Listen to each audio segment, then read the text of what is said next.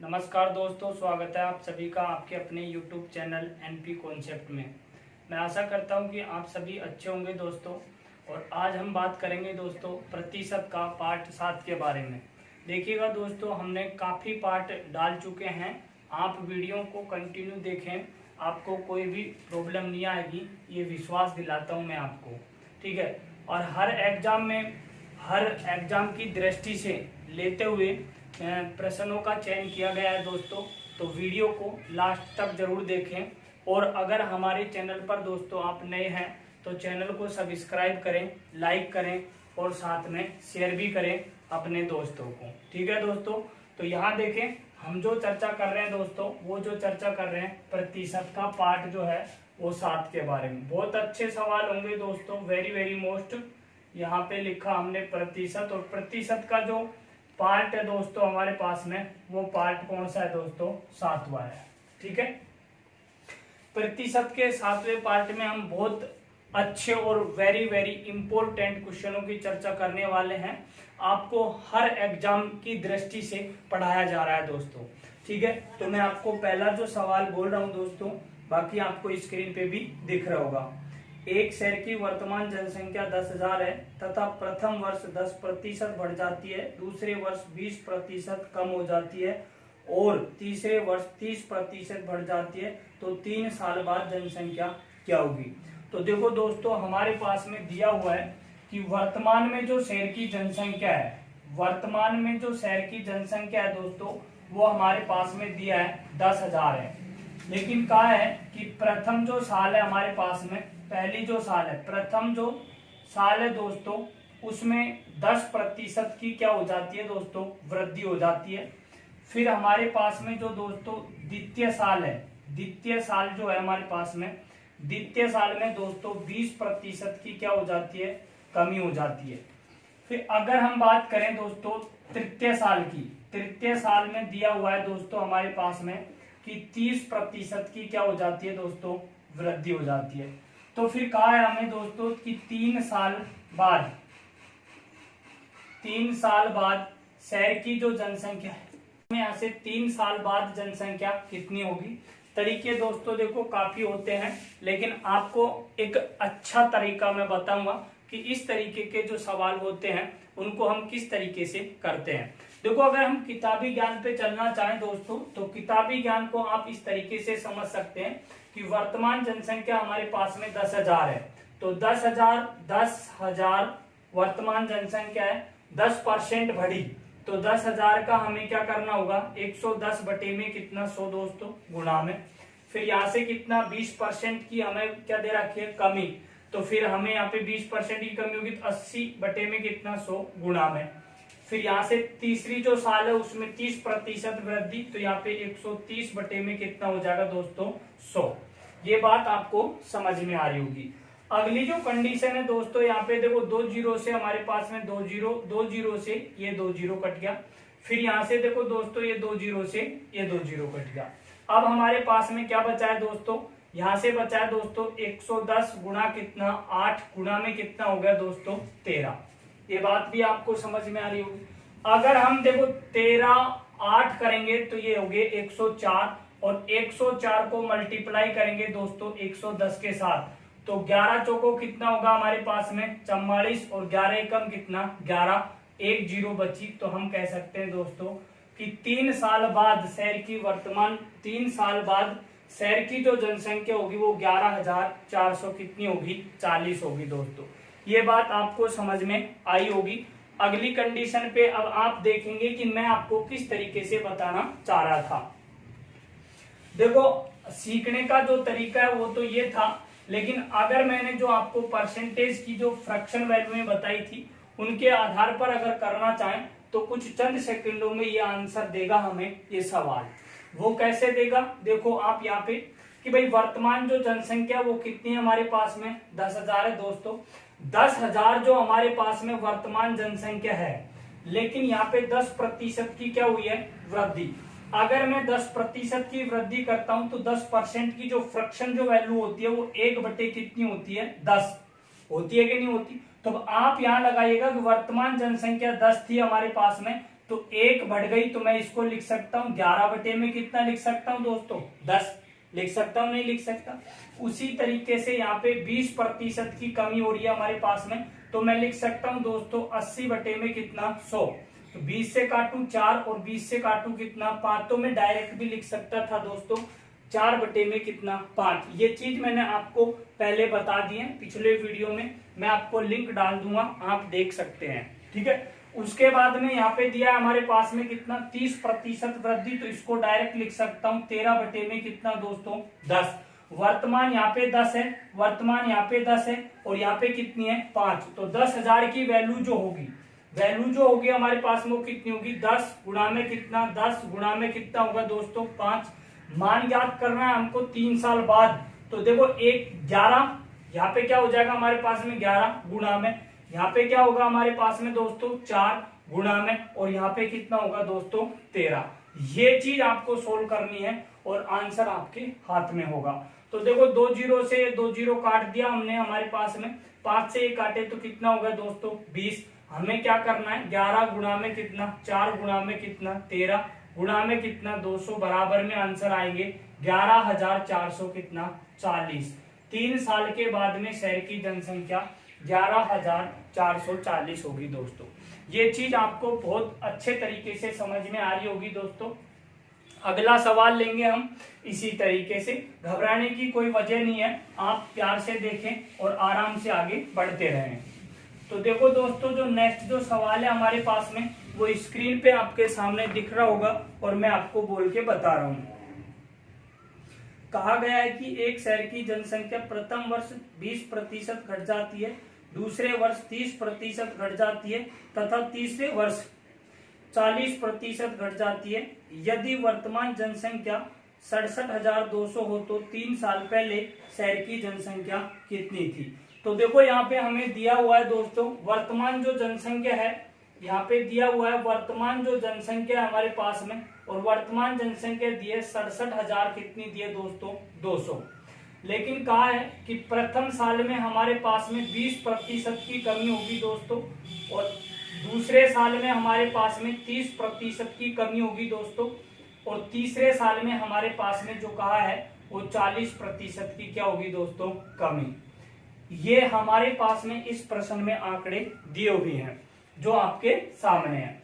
अब मैं जो बात कर रहा था दोस्तों आपसे वो फ्रैक्शन वैल्यू की बात कर रहा था कि फ्रैक्शन से हमें निकालेंगे तो हमें कुछ चंद सेकंडों में आंसर मिलेगा। अब आप यहाँ देखें कि 67,200 हमारे पास में वर्तमान जनसंख्या है, तो 20% कमी, तो मैं यहाँ पे डायरेक्ट लिख सकता हूँ 4 बटे में कितना 5। फिर 30% कमी दोस्तों, तो यहाँ पे लिख सकता हूं मैं 7 बटे में कितना 10, और 40% कमी का मतलब लिख सकता हूं 3 बटे में कितना 5। ये चीज आपको दोस्तों समझ में आ रही होगी। अब आप यहां देखेंगे कि हमारे पास में जो कंडीशन है, यानी कि वर्तमान जो जनसंख्या है दोस्तों, ये हमारे पास में वर्तमान जनसंख्या है ऊपर की, और ये हमारे पास में क्या है 3 साल पहले की जनसंख्या है। तो हमें ज्ञात करनी है 3 साल पहले जनसंख्या कितनी थी। तो आप यहाँ पे देखो वर्तमान जनसंख्या 67,200 दिया हुआ है, तो 67,200 की वैल्यू क्या है, या फिर आप कह सकते हो कि 67,200 जो यूनिट जो बनी है हमारे पास में यहाँ से कितना 28 गुणा 3 यानी कि 84 जो यूनिट है हमारे पास में दोस्तों, वो 67,000 कितने के बराबर होगी 200 के।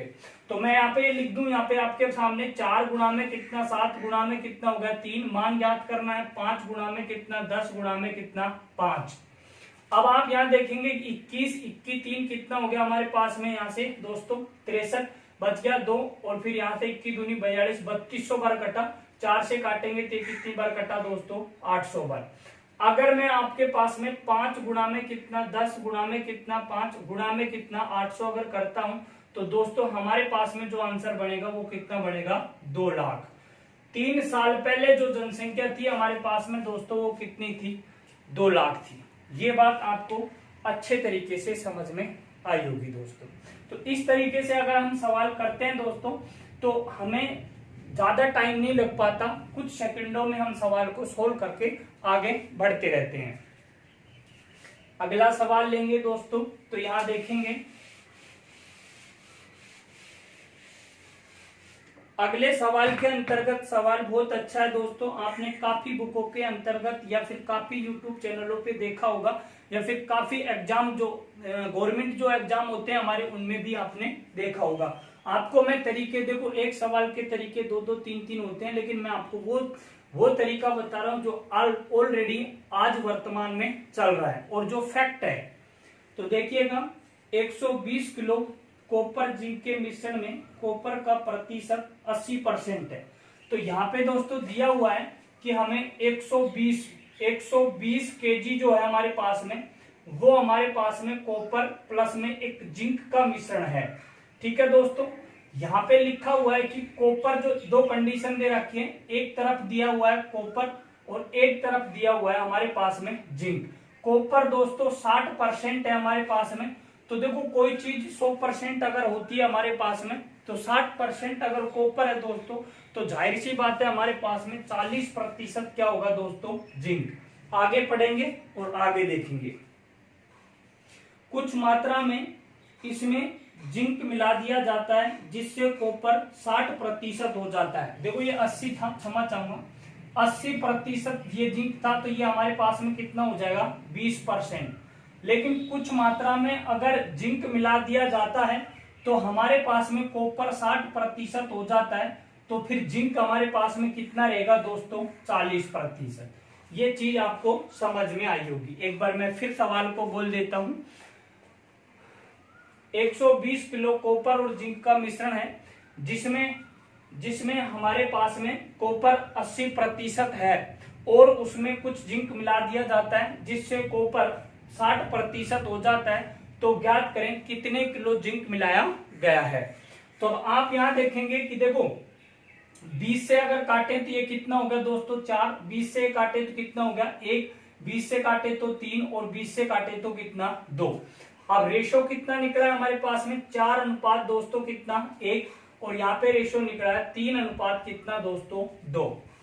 अब आप ध्यान पूर्वक देखें कि हमारे पास में हमने जिंक डाला है किसी पात्र के अंतर्गत, हमारे पास में 2 मिश्रण है और 2 मिश्रणों का हमें रेशो दे रखा है। और अगर हम एक रेशो, मतलब हमारे पास में एक कंडीशन जो होगी उसमें एक मात्रा और बढ़ाएंगे तो दूसरी मात्रा तो बढ़ेगी नहीं। तो यहाँ पे हमारे पास में जो डाला गया है वो जिंक डाला गया है, ना कि कॉपर। तो कॉपर तो दोस्तों उतना ही रहेगा जो जितना हमारे पास में प्रारंभ में था।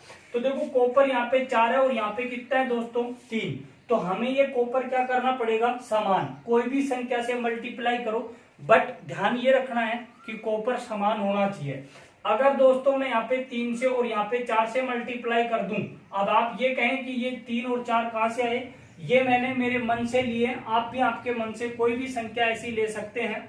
लेकिन ध्यान रखना कि ये हमारे पास में कॉपर की जो वैल्यू दोनों है ये क्या होनी चाहिए, समान। तो मैं यहाँ पे लिख सकता हूं दोस्तों 12 अनुपात कितना, 3। तो यहाँ पे भी कितना होगा, 12 अनुपात कितना, 8। अब आपको बात समझनी है कि हमारे पास में 12 कॉपर और 3 क्या है, जिंक। लेकिन टोटल मात्रा कितनी हुई दोस्तों, 15। तो मैं लिख सकता हूं 15 यूनिट का जो मान है दोस्तों वो कितने के बराबर है, 120 किलो के। क्योंकि प्रारंभ में जो हमारे पास में 15 किलो था, इधर कितना है, 120। 15 यूनिट बराबर 120। तो दोस्तों 1 यूनिट बराबर कितना होगा हमारे पास में, 8। लेकिन अब आप देखें कि जिंक हमारे पास में पहले 3 था, तो आज जिंक कितना है हमारे पास में, 8। लेकिन कितना मिलाया, 5। 1 यूनिट बराबर में आपके पास में 8 है, तो 8 गुणा कितना कर देंगे दोस्तों, 5। तो हमारे पास में जो मिलाया गया जिंक था वो कितना था, 40 किलो। ये बात आपको समझ में आ रही होगी दोस्तों। ठीक है, एक बार फिर अब नेक्स्ट सवाल लेंगे इसी तरीके का, लेकिन उसमें थोड़ा सा एक चेंजेस होगा, समझते रहिएगा, आपको 100% सारी चीजें समझ में आएंगी दोस्तों। देखिएगा,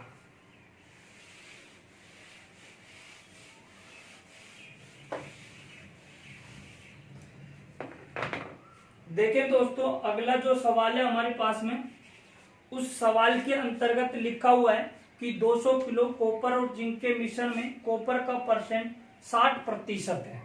देखो दोस्तों हमारे पास में जो 200 किलो मात्रा दी हुई है, 200 किलो यहाँ पे लिखा हुआ है कि कॉपर प्लस में जिंक का मिश्रण है।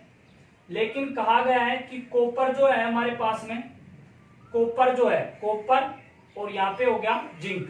कॉपर 60% है तो दोस्तों जाहिर सी बात है जिंक कितना होगा 40%, क्योंकि कोई भी चीज होती है हमारे पास में वो कितनी होती है दोस्तों 100% होती है। कितनी होती है दोस्तों 100%। अब 60% कॉपर है तो 40% क्या है दोस्तों जिंक। आगे चलिएगा, आगे हमारे पास में लिखा हुआ है कि इसमें से कुछ मात्रा में जिंक निकाल लिया जाता है जिससे कॉपर का प्रतिशत 80 हो जाता है। कुछ मात्रा में जिंक निकालेंगे तो कॉपर 80% होगा तो जिंक कितना होगा दोस्तों 20%। ये बात आपको समझ में आ रही होगी। अब आप यहां देखो, अगर हम 20 से काटें इसको तो क्या होगा 2, और 20 से काटें तो कितना होगा 3। तो मैं लिख सकता हूं दोस्तों 3:2 का रेशो होगा। यहां से 20 से काटेंगे इसको तो ये कितना होगा 4 कितना होगा 1। तो ये 4 कितना होगा दोस्तों 1। बंदे ने कहा कि कुछ मात्रा में इसमें से जिंक निकाला है, बिल्कुल निकाला। पहले जिंक 3 था, आज जिंक कितना है 1। लेकिन बात पे गौर करिएगा कि यहाँ पे कॉपर 3 है दोस्तों और यहाँ पे कॉपर कितना है 4। जब हमने कॉपर के साथ में छेड़खानी की नहीं है तो ये ऑटोमेटिक कैसे छिड़ गया। तो इसको हमें क्या करना है दोस्तों समान करना है।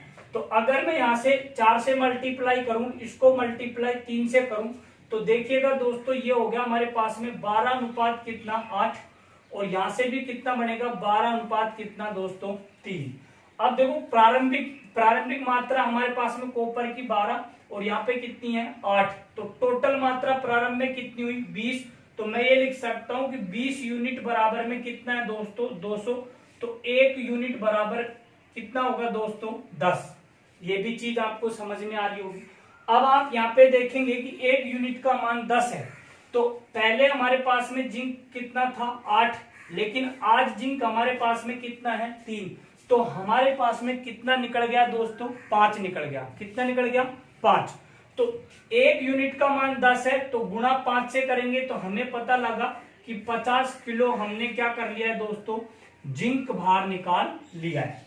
देखो अगर दोस्तों यहाँ पे और भी काफी क्वेश्चन, काफी बंदे सोच लेंगे अगर हमें प्रारंभिक मात्रा नहीं दी हो और प्रारंभिक मात्रा नहीं दी होगी तो आपको मिलाया गया जिंक या निकाले गए जिंक की मात्रा दी जाएगी, या फिर अगर निकाले गए या फिर डाले गए जिंक की मात्रा नहीं देगा तो वो हमारे पास में वर्तमान की मात्रा देगा।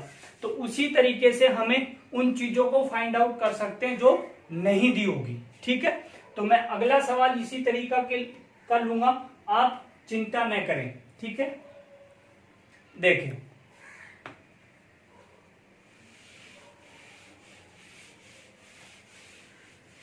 अगला सवाल दोस्तों, और अगला सवाल के अंतर्गत लिखा हुआ है दोस्तों कॉपर जिंक के मिश्रण में कॉपर का प्रतिशत 90% है। हमारे पास में देखो दोस्तों टोटल मात्रा नहीं दी है, जो मैं आपसे कहना चाह रहा था उसी तरीके का सवाल है। हमारे पास में यहाँ पे लिखा हुआ है कि कॉपर प्लस में जिंक का मिश्रण है।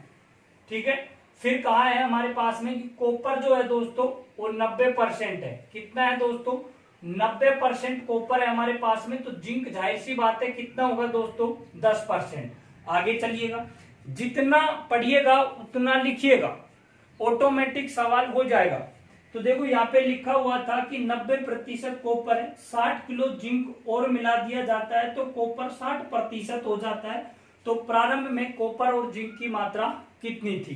तो देखो यहाँ पे हमारे पास में इसके अंतर्गत हमने क्या किया दोस्तों 60 किलो जो कॉपर है वो और मिला दिया। क्या किया है हमने मिलाया। लेकिन 60 किलो जिंक मिलाने से हमारे पास में जो कॉपर की मात्रा है वो कितनी होगी 60, तो जाहिर सी बात है जिंक कितना होगा 40%। ये बात भी आपको समझ में आ रही होगी। अब आप देखेंगे कि रेशो बनाएंगे तो यहाँ पे बनेगा दोस्तों कितना 9 कितना 1, और यहाँ पे हमारे पास में रेशो बनाएंगे तो 3 कितना होगा 2। ये बात भी आपको समझ में आ रही होगी। अब आप यहाँ देखें कि हमने जिंक मिलाया तो जिंक तो हमारे पास में अलग अलग हो सकता है लेकिन कॉपर तो हमें समान चाहिए। तो अगर मैं इसको 3 से मल्टीप्लाई कर दूं दोस्तों तो ये 9:1 और ये होगा 9 कितना दोस्तों 6। अब आप इस पे गौर करिएगा कि पहले हमारे पास में जिंक दोस्तों कितना था 1 था, तो अब हमारे पास में जिंक कितना है 6। तो कितना मिलाया हमने मिलाया दोस्तों 5। तो 5 यूनिट बराबर में हमारे पास में कितना हो गया, हमारे पास में देखो यहाँ पे दे रखा है 60 किलो मिलाया है। तो 5 यूनिट बराबर में कितना 60, तो 1 यूनिट बराबर में कितना होगा दोस्तों 12 किलो। ये बात आप समझ रहे होंगे, 1 यूनिट बराबर में कितना है 12। प्रारंभिक मात्रा अगर पूछी जाए तो यहाँ पे लिखना है आपको, प्रारंभिक मात्रा जो है दोस्तों हमारे पास में प्रारंभिक मात्रा, और प्रारंभिक मात्रा बराबर में 12 गुणा में, तो देखो 1 और 9 कितने होंगे 10, तो बराबर में कितना होगा 120 किलो प्रारंभिक मात्रा थी। और अगर बोले कि आज जिंक मिलाने के बाद आज मात्रा कितनी है, तो आपको कुछ भी नहीं करना है दोस्तों। अगर वर्तमान मात्रा पूछे दोस्तों, वर्तमान मात्रा, तो वर्तमान मात्रा होगी दोस्तों आपके पास में 12 गुणा में कितना 15, तो 12 गुणा 15 यानी कितना 180। सही बात है। पहले अगर 120 किलो थी तो 60 किलो मिलाया था तो कितना होगा डायरेक्ट 180। आप इस तरीके से भी कर सकते हैं, या फिर डायरेक्टली आप यूनिट के साथ में मल्टीप्लाई भी कर सकते हैं दोस्तों। तो ये चीजें आपको बहुत अच्छे तरीके से दोस्तों समझ में आ रही होगी। दोस्तों मैं आपसे एक निवेदन करता हूं, अगर आप हमारे चैनल पर नए हैं तो हमारे चैनल को सब्सक्राइब करें, साथ में आपके यार दोस्तों को ज्यादा से ज्यादा वीडियो को शेयर करें। तो अगला सवाल लेंगे हम।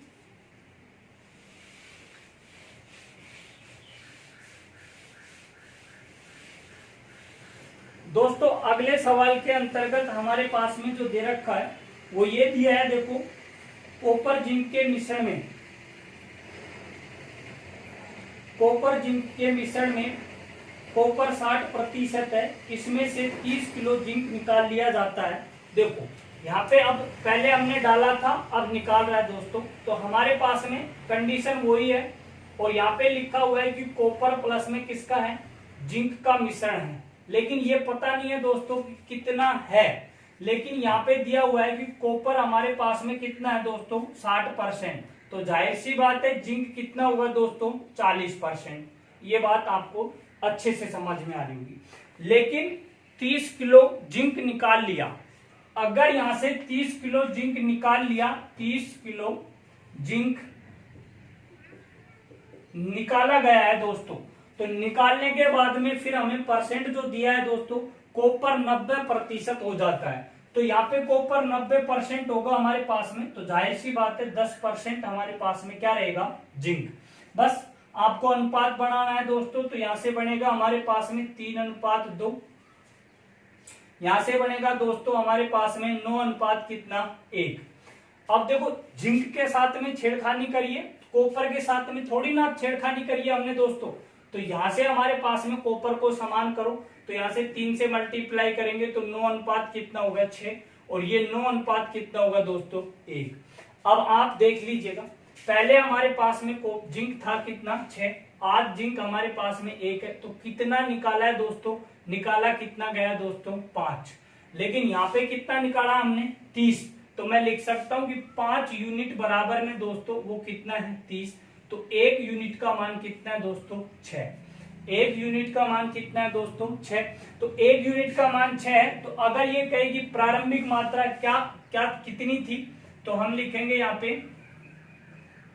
प्रारंभिक मात्रा, और प्रारंभिक जो मात्रा होगी दोस्तों हमारे पास में वो 6 गुणा में कितना, देखो 6 और फिर कितना 9 15, तो 15 6 की कितना होगा 90। और अगर ये कहे हमारे पास में कि आज हमारे पास में मात्रा कितनी है, तो 90 के अंतर्गत हम अगर 60 ऐड कर दें, कितना कर दें सॉरी 30, कितना कर दें दोस्तों 30 क्यों कर रहे हैं, क्योंकि 30 ही तो निकाला गया है। तो अगर वर्तमान की बोले तो माइनस कितना 30, तो बराबर में कितना होगा दोस्तों 60 किलो। आज हमारे पास में 60 किलो है, प्रारंभ में कितना था दोस्तों 90, या फिर आप डायरेक्टली यूनिट से भी निकाल सकते थे। 9 रे कितना 10, 10 गुणा में 6 करेंगे तो कितना होगा 60। ये चीजें दोस्तों आपको समझ में आई होगी, मजा आ रहा होगा।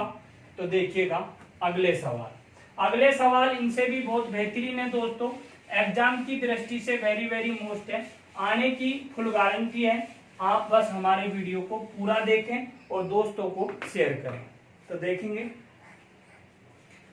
देखो दोस्तों अगला सवाल है हमारे पास में, काफी अच्छा सवाल है, इंपॉर्टेंट भी है। एक तरबूज का वजन 20 केजी है जिसमें 90% पानी है। 4 दिन के बाद इसमें से कुछ पानी का वाष्पीकरण हो जाता है। अब उसमें पानी का प्रतिशत कितना है दोस्तों? 60 रह जाता है। तो कितने किलो पानी का वाष्पीकरण हुआ है? तो हमें यहाँ पे तरबूज जो है दोस्तों हमारे पास में, तरबूज जो है दोस्तों हमारे पास में वो कितना है? 20 किलो का तरबूज है। कितने किलो का दोस्तों? 20 किलो का जब तरबूज है हमारे पास में, तो इसके अंतर्गत दो कैटेगरियां होंगी, एक तो होगा पानी और एक होगा दोस्तों हमारे पास में सूखा। लेकिन 20 किलो पानी के अंतर्गत दोस्तों दे रखा है, क्या दे रखा है कि 90% पानी है। कितना पानी है दोस्तों? 90% पानी है। तो 90% पानी है हमारे पास में, तो जाहिर सी बात है 10% क्या होगा हमारे पास में? सूखा। 10% क्या होगा? सूखा। लेकिन कहा गया है कि 4 दिन के बाद, कितने दिन के बाद दोस्तों? 4 दिन के बाद पानी की मात्रा कितनी रहेगी दोस्तों? 60%। तो सूखा कितना होगा दोस्तों? 40%। ये बात आपको समझ में आ रही होगी। बोलो यहां तक बात क्लियर है नहीं है? अगर हमारे पास में 90% पानी है तो 10% सूखा, और अगर 60% पानी है तो 40% क्या होगा दोस्तों? सूखा। अब आगे देखेंगे, अगर रेशो की बात करें हम तो दोस्तों हमारे पास में होगा रेशो 9 अनुपात कितना? 1। और यहां से बात करें तो यहाँ पे होगा दोस्तों 3 अनुपात कितना? 2। ये बात भी आपको समझ में आ रही होगी। लेकिन अब गौर करने वाली बात है कि देखो सूखा हमेशा सूखा होता है दोस्तों, सूखा हमेशा सूखा होता है, लेकिन गीला जो होता है वो सूखा जो होता है तो उसमें क्या हो जाता है दोस्तों? वाष्पीकरण हो जाता है। अगर मैं, आप यहाँ ध्यान रखिएगा, अगर मैं कोई भी हमारे पास में जैसे सूखी लकड़ी है और सूखी लकड़ी को अगर मैं धूप में पटकता हूं तो वो सूखेगी, वो मेरे पास में सूखेगी क्या? नहीं, उसमें कोई हमारे पास में कमी या वृद्धि नहीं होगी, जितनी है उतनी रहेगी। अगर मैं गीली लकड़ी को धूप में पटकता हूं तो वो सूखेगी, तो उसमें क्या होगी हमारे पास में दोस्तों? कमी होगी। तो यहाँ पे आपको ये ध्यान रखना है दोस्तों कि सूखा जो होगा हमारे पास में वो हमेशा क्या होगा? समान होगा।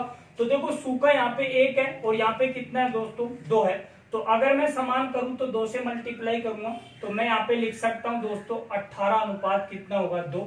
और यहाँ पे कितना होगा? 3 अनुपात 2। अब आप देख लीजिएगा सूखा हमारे पास में समान हो गया, ऊपर भी 2 है और नीचे भी 2 है।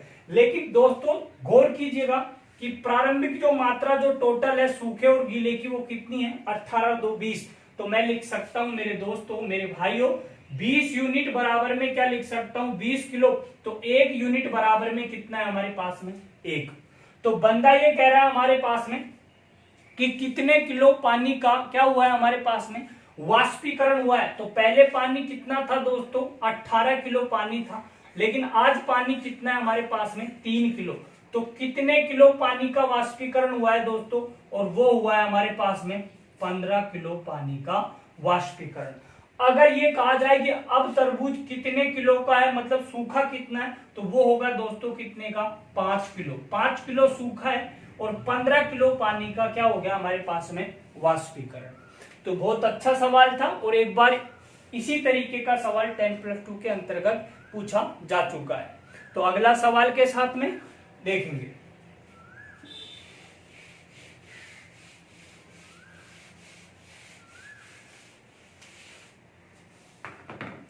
अगला जो सवाल है दोस्तों हमारे पास में वो भी बहुत बेहतरीन सवाल है और इसी तरीके का सवाल है, समझने की कोशिश करें।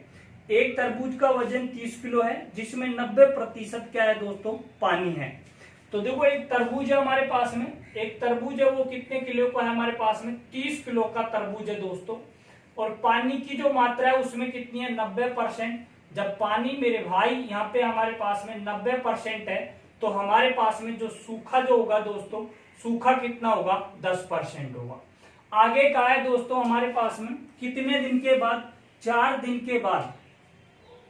4 दिन के बाद इसमें से कुछ पानी वाष्पीकरण हो जाता है और अब पानी का परसेंट 70% रह जाता है। तो यहाँ पे देखेंगे कितने दिन के बाद? 4 दिन के बाद। 4 दिन के बाद पानी 70% रह गया है, लेकिन यहाँ पे सूखा कितना हो जाएगा? 30%। तो ये बात भी आपको समझ में आ रही है। अगर हम दोस्तों रेशे की बात करें तो रेशो जो होगा हमारे पास में वो कितना होगा? यहाँ पे 9 अनुपात कितना होगा हमारे पास में? 1। और यहाँ पे अगर रेशो की बात करें तो 7 अनुपात कितना होगा दोस्तों? 3। फिर गौर कीजिएगा, मैंने आपको क्या कहा था, सूखा हमेशा सूखा होता है, ध्यान रखिएगा, सूखे के साथ में कोई चेंजेज नहीं होता है। तो यहाँ पे जो कंडीशन बनेगी दोस्तों, इसको मल्टीप्लाई कितने से करूंगा, 3 से। तो 3 से मल्टीप्लाई करते ही 27 अनुपात कितना होगा, ये 3, और ये 7 अनुपात कितना होगा, 3। अब ये 3 देखो सूखा है, ये भी सूखा 3 है, तो समान होगी कैटेगरी। अब आप देखो कि प्रारंभिक जो टोटल मात्रा है वो कितनी है दोस्तों, 30, लेकिन टोटल तरबूज कितने किलो का है हमारे पास में, 30 किलो का। तो मैं यहाँ पे लिख सकता हूं दोस्तों कि 30 यूनिट का जो मान है हमारे पास में वो 30 किलो के बराबर है। कितने के है, 30 किलो के बराबर। तो 1 यूनिट का मान कितना किलो होगा दोस्तों, 1 किलो होगा। 1 यूनिट का जो मान होगा वो कितना होगा, 1 किलो। अगर वो बंदा ये कहे अब 1 यूनिट का मान 1 किलो है, तो पहले हमारे पास में जो पानी था वो कितना था, 27 किलो। आज पानी कितना है दोस्तों, 60 किलो। तो कितना उड़ गया, कितना फुर्र हो गया हमारे पास में, फुर्र हो गया 20 किलो। कितना हो गया दोस्तों, फुर्र हो गया 20 किलो। और अगर बात करें सूखा कितना था, तो सूखा था 10 किलो। ये बात आपको समझ में आई होगी, ठीक है दोस्तों। तो अगला सवाल लेते हैं वो हम थोड़ा सा चेंजेज करेंगे कि यहाँ पे हम तरबूज किलो की प्रारंभिक मात्रा नहीं देंगे, पानी की मात्रा देंगे, और उसी तरीके से हम सवाल को बढ़ाएंगे और आप उसके साथ में करने की कोशिश करेंगे, ठीक है। देखिएगा,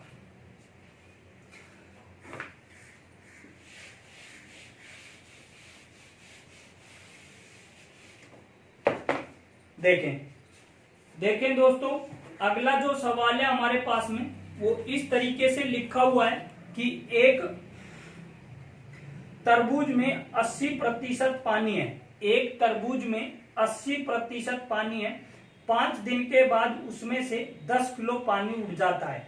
देखो यहाँ पे हमारे पास में लिखा हुआ है कि दोस्तों एक तरबूज है और उसके अंतर्गत हमारे पास में यहाँ पे पानी लिया हमने, और यहाँ पे लिया दोस्तों क्या, सूखा। क्या लिया, पानी और सूखा। तो पानी का जो परसेंट दिया है हमारे पास में दोस्तों वो 80% दिया है। कितना दिया है, 80% पानी है दोस्तों हमारे पास में। तो जाहिर सी बात है सूखा कितना होगा, 20% होगा। कितना होगा दोस्तों, 20%।